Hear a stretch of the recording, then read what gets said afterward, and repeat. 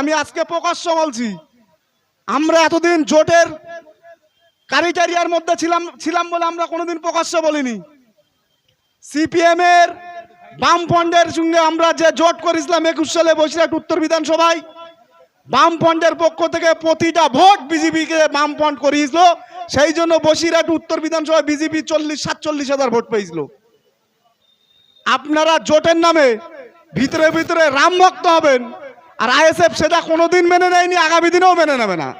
ISF 24 সালে দাঁড়িয়ে আপনাদেরকে দেখিয়ে দিতে চাই আইএসএফ একা লড়তে পারে, এবং বসিরহাট লোকসভা কেন্দ্র থেকে আইএসএফ নিজের ক্ষমতায় লড়ে আখতার রহমান বিশ্বাসকে পার্লামেন্টে পাঠাবে। এ ওয়াদা বসিরহাটের মানুষ করছে। সুতরাং আপনাদেরকে অনুরোধ করব, আপনারা আপনাদের মূল্যবান ভোটটা নষ্ট করবেন না।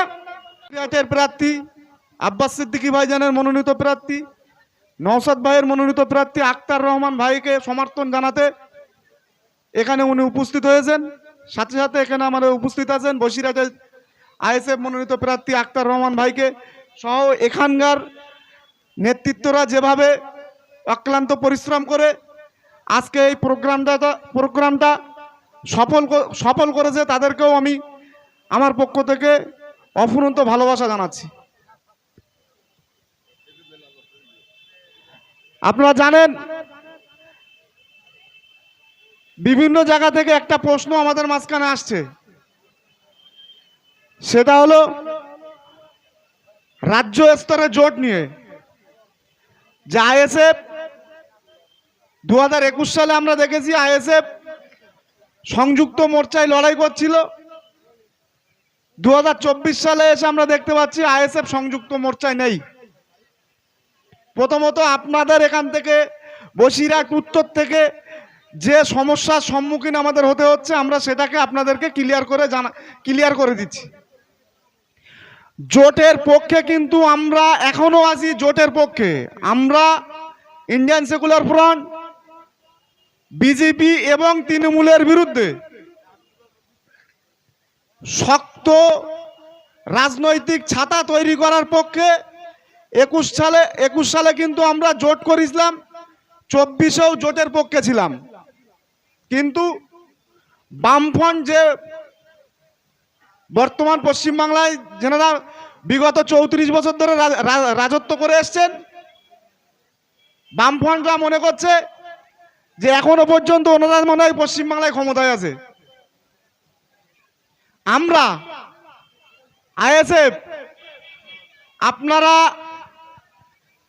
বুকে হাত দিয়ে বলুন, 2017 সাল, 18 সাল, 19 সাল, 20 সাল, 21 সালে আইএসএফ তৈরি হবার আগে আপনার মার্কেটে, আপনার বাজারে, বসিরহাট উত্তর বিধানসভায় একটাও তৃণমূলের ছাড়া কোনো পার্টির ঝান্ডা বাঁধার ক্ষমতা ছিল?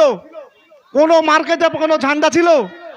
তাহলে তৃণমূলের বিরুদ্ধে, এই শাসক দলের বিরুদ্ধে, এই গুন্ডারাজের বিরুদ্ধে আব্বাস সিদ্দিকী 16 সালে আহলে সুন্নতুল জামাত তৈরি করে সরকারের বিরুদ্ধে প্রতিবাদ শুরু করে। প্রত্যেকটা জায়গায় আমাদের প্রোগ্রাম করতে গেলে শাসক দলের বিরুদ্ধে, শাসক দলের পক্ষ থেকে আমাদের বাধা দেওয়া হয়েছে। আমরা যারা আহলে সুন্নতুল জামাত যে সংগঠন, স্বেচ্ছাসেবী সংগঠন করতাম, আমরা কিন্তু প্রত্যেকটা জায়গায় শাসক দলের চোখে চোখ রেখে কথা বলে কিন্তু সেই প্রোগ্রামগুলো করে নিতাম। বিভিন্ন জায়গায় বসিরহাট হুজুরের বাড়ি আমরা সেই সময় সমাবেশ করেছিলাম, শাসক দলের পক্ষ থেকে আমাদের প্রথম ডেটে সমাবেশ ওখানে করতে দেয়নি। আমরা কিন্তু তখন শাসক দলের বিরুদ্ধে ন্যায়ের পক্ষে অরাজনৈতিকভাবে লড়াই করেছি। তখন কিন্তু সিপিএম, কংগ্রেস কেউ মাঠে ছিল না। 21 সালে আব্বাস সিদ্দিকী আইএসএফ তৈরি করলো, আমাদের সাথে সাথে বামফ্রন্টের ভাইরা, কংগ্রেসের ভাইরা রাস্তায় ফেস্টান বাঁধা শুরু করলো। এরা মনে করলো সব ভোট আমাদের। এরা সেই স্বপ্ন দেখে 24 সালে এসে আমাদেরকে বলছে আইএসএফ এর জোটে নেব, একটা শর্ত, সেটা হলো ওদের একটা সিট দেবো, সেটা কি? বনগাঁ। আপনারা এখানে উপস্থিত যারা আছেন বলেন, আপনারা মানবেন? বনগাঁ সিট আইএসএফ এর দেবে? আইএসএফ কোনোদিন জোট করবে? মানে কি ওরা কোন রকম ভাবে আইএসএফ দ্বারা ক্ষমতায় তৈরি করেছে, এখন আইএসএফ কে মিটিয়ে দিয়ে টোটাল আইএসএফ এর ক্ষমতাটা ওরা ভোগ করবে। এ ভাই, ওটা কি কোনোদিন হওয়া সম্ভব? কোনোদিন সম্ভব? পশ্চিমবাংলায় দাঁড়িয়ে রাজনৈতিকভাবে সব থেকে বেশি মার খেয়েছে আইএসএফ এর ছেলেপিলে। সব থেকে বেশি জেল খেটেছে আইএসএফের ছেলেপিলে। এখনো পর্যন্ত লোকসভা নির্বাচন ঘোষণা হবার পর থেকে শুধু সন্দেশখালী থেকে আমরা 50 জনের ওপরে আমরা জামিন করিয়েছি। গতকালকে বসিরহাট কোর্ট থেকে আমরা রিলিজ করিয়েছি আমাদের হিঙ্গলগঞ্জে বিধানসভায় দায়িত্বে আছে রবিউল ভাই, বিনা কারণে মিথ্যা কেসে তাকে আর্মসের কেস দিয়ে, পিস্তলের কেস দিয়ে 10 দিন জেল খাটালো। শাসক দল করছে, লড়াই করছে আইএসএফ। মাঝখানে আপনারা এসে মনে করবেন যে আইএসএফ এর ভোটগুলো সব ঘরে ঢুকিয়ে নেবো, ওটা কোনোদিন হওয়া সম্ভব না। আর একটা কথা আপনাদের বলি, 21 সালে আমরা এখানে উত্তর বিধানসভায় প্রার্থী দিয়েছিলাম। আমাদের প্রার্থী ছিল বাইজিদ আমিন ভাইজান, আপনারা সবাই জানেন। আমাদের এই মাকালগাছা পঞ্চায়েতে, আমলানি পঞ্চায়েতে এবং ভেবিয়া পঞ্চায়েতে আমাদের ক্যালকুলেশন ছিল যে আমরা এই পঞ্চায়েত থেকে মুরারিশা পঞ্চায়েত যদি লিড নাও হয়, আমরা এই 3টে পঞ্চায়েত থেকে মিনিমাম 10,000 ভোটে লিড করব। আমরা রেজাল্টে কি দেখলাম, এখানে আমরা জোটের পক্ষ থেকে মাত্র ভোট পেয়েছিলাম 2100। ভালো করে বুঝবেন, জোটের পক্ষ থেকে আমরা এখানে ভোট পেয়েছিলাম 21 সালে 2100 ভোট পেয়েছিলাম। তাহলে এই পঞ্চায়েতের 14,000 ভোটের মধ্যে সিপিএম যে বামপন্থ, সিপিআই, সিপিএম সহ যে বামপন্থের শরিক দল আমাদের সঙ্গে জোট করেছিল, সেই ভোটগুলো কোথায় গেল? এখানে 21 সালে ভোট পেয়েছিল বিজেপির পক্ষ থেকে 3,500, যেটা কোনোদিনই সম্ভব না।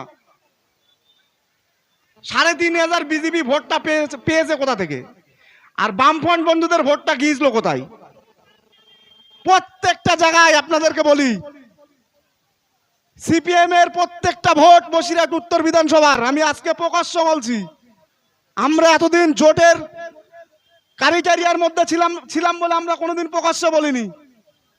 সিপিএম এর বামফ্রন্টের সঙ্গে আমরা যে জোট করেছিলাম 21 সালে বসিরহাট উত্তর বিধানসভায়, বামফ্রন্টের পক্ষ থেকে প্রতিটা ভোট বিজেপিকে বামফ্রন্ট করিয়েছিল। সেই জন্য বসিরহাট উত্তর বিধানসভায় বিজেপি 40-47 ভোট পেয়েছিল। আপনারা জোটের নামে ভিতরে ভিতরে রাম ভক্ত হবেন, আর আইএসএফ সেটা কোনোদিন মেনে নেয়নি, আগামী দিনেও মেনে নেবে না। আইএসএফ 24 সালে দাঁড়িয়ে আপনাদেরকে দেখিয়ে দিতে চাই আইএসএফ একা লড়তে পারে, এবং বসিরহাট লোকসভা কেন্দ্র থেকে আইএসএফ নিজের ক্ষমতায় লড়ে আখতার রহমান বিশ্বাসকে পার্লামেন্টে পাঠাবে। এ ওয়াদা বসিরহাটের মানুষ করছে। সুতরাং আপনাদেরকে অনুরোধ করব, আপনারা আপনাদের মূল্যবান ভোটটা নষ্ট করবেন না। আপনাদের 3টে জিনিস আমি বলি।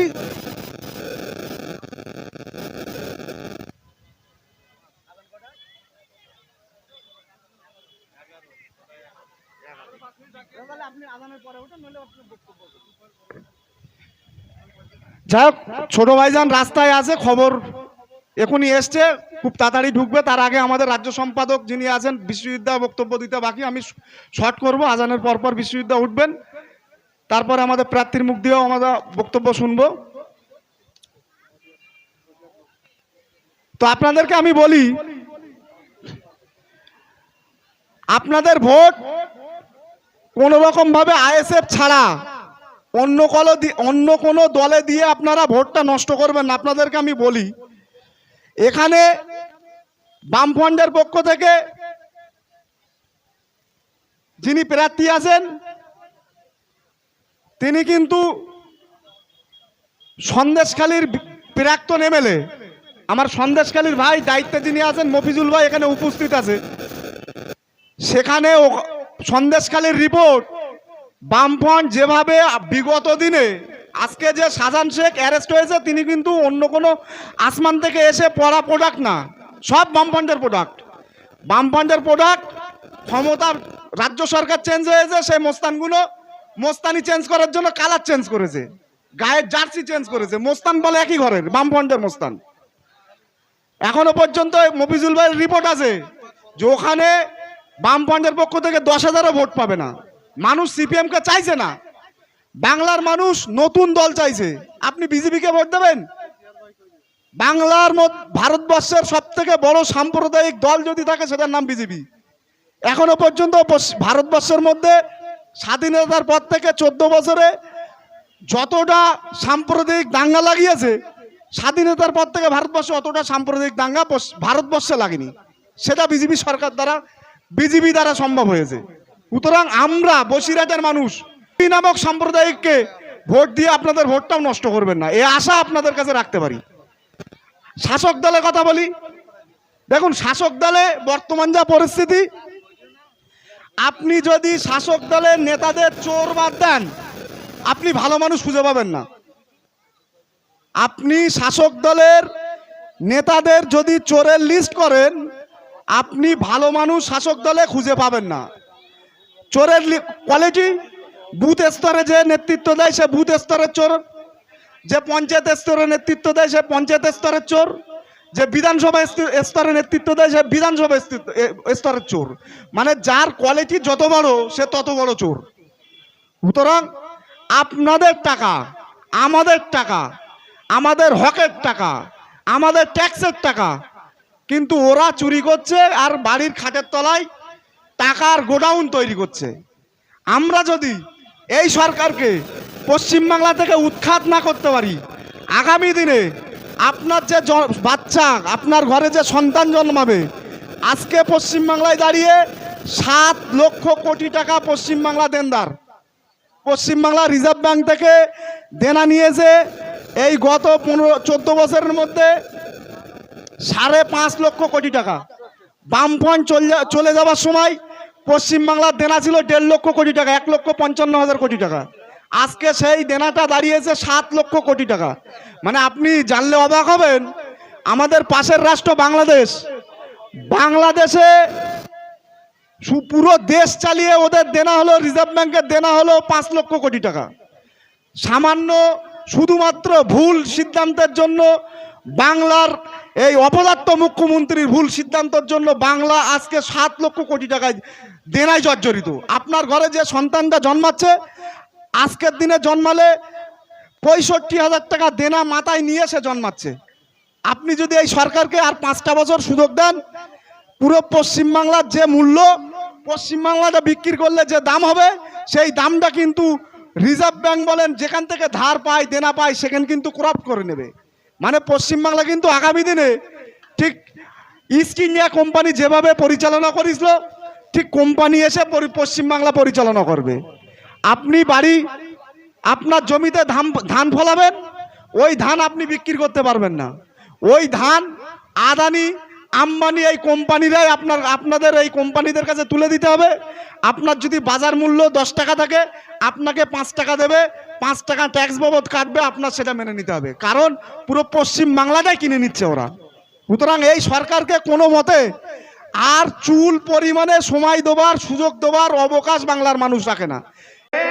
जियो इश्क में नबी के, जियो इश्क में नबी के, जियो इश्क में नबी के, जियो इश्क में नबी।